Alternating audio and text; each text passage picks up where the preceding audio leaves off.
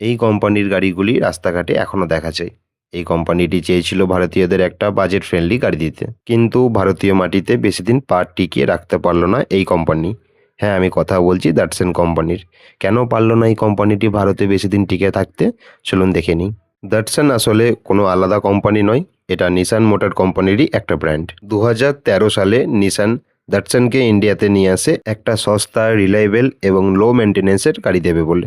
সেই মতো 2014 সাল থেকে ভারতীয় বাজারে মোটামুটি 3টে গাড়ি লঞ্চ করে। দাটসন গো, একটা বাজেট হ্যাচব্যাক; দাটসন গো প্লাস, একটা 7 সিটার এমপিভি যা কম দামে বড় পরিবারের জন্য; আর দাটসন রেডিগো, একটা এসি লুক ছোট গাড়ি। কিন্তু কোম্পানিটি ভারতে টিকে না থাকার প্রধান কারণগুলি হলো কম্পিটিশন ব্র্যান্ড, যেখানে হুইন্ডাই, সুজুকির মতো কোম্পানিগুলি মানুষের কাছে ছিল অনেকটাই বিশ্বাসযোগ্য ব্র্যান্ড, তাই তারা এই কোম্পানির গাড়িগুলি বেশি নজর দিত।